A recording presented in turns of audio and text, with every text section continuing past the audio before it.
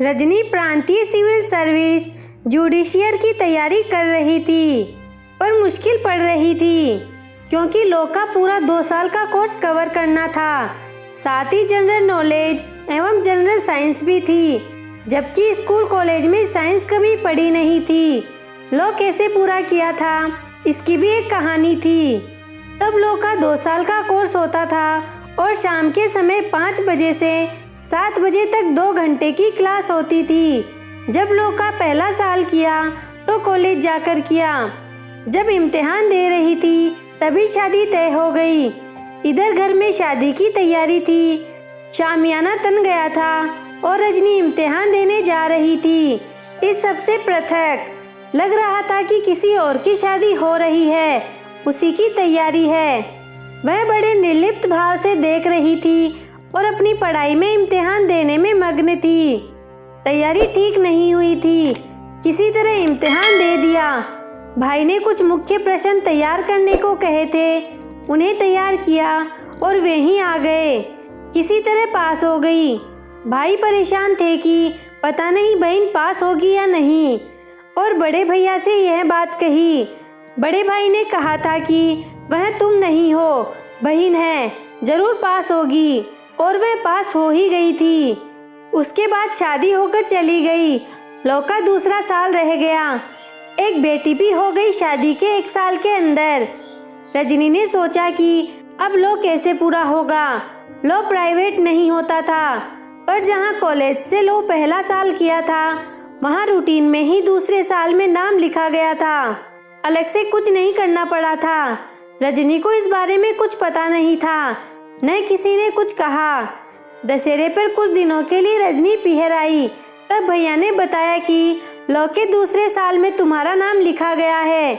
वहाँ के प्रोफेसर बार बार कह रहे हैं कि तुम कॉलेज जाओ।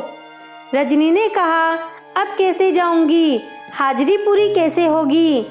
भैया बोले, तुम हाजिरी पूरी होने की चिंता मत करो, वह प्रोफेसर देख लेंगे, पर तुम कॉलेज चली जाओ, चाहे 1-2 दिन के लिए ही जाओ, जाकर शक्ल दिखाओ।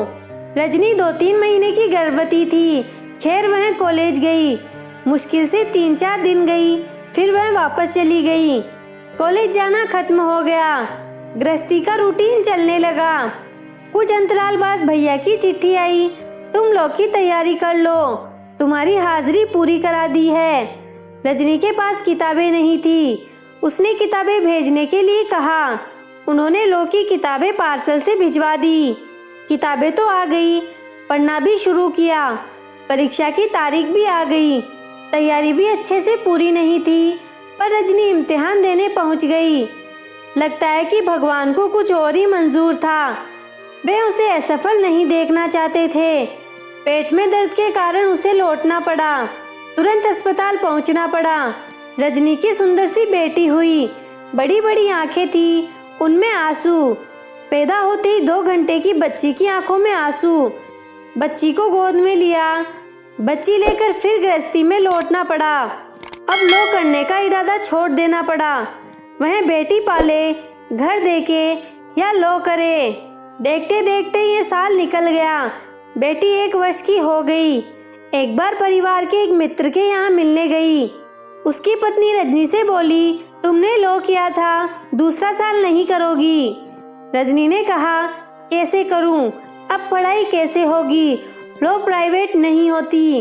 वे बोली, तुमने दूसरे साल तो कॉलेज में एडमिशन लिया था, इम्तिहान नहीं दे पाई, उसी हाजिरी पर दूसरे साल बैठ सकती हो, मालूम करो। तुम लॉ पूरा कर लो, पढ़ाई हमेशा काम देती है, कुछ काम करो या ना करो। उनकी ये बात सुनकर अच्छा लगा, कुछ आशा बंधी।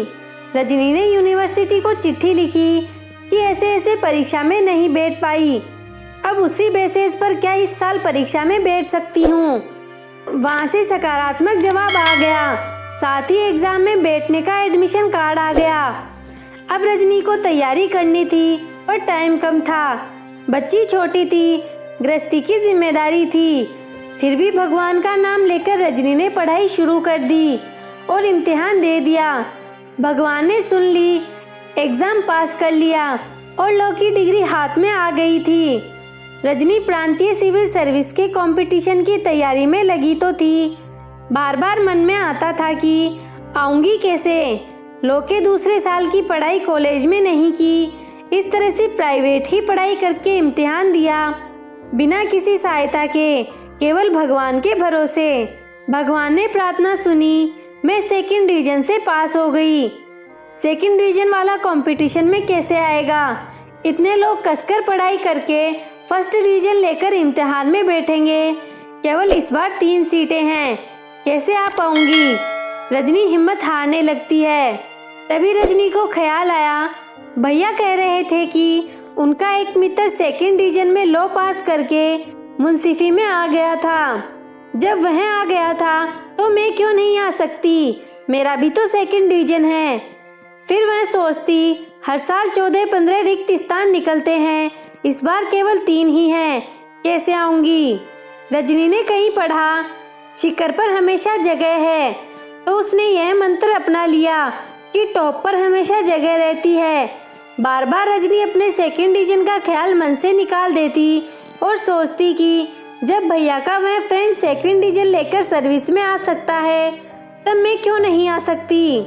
सेकंड डिवीजन से क्या, अब पढ़ाई कसकर करनी होगी, फिर बचपन से अच्छी पढ़ाई की है, उसका लाभ मिलेगा। इस तरह रजनी अपने मन को धैर्य बंधाती और भगवान से प्रार्थना करती। राम नाम मणि विषय व्याल के, मेटत कठिन कुअक भाल के, मोरी सुधारियु सो सब भांति, जासु कृपा नहीं कृपा अघाती। रजनी की मेहनत सफल हुई, भगवान ने उसकी सुन ली।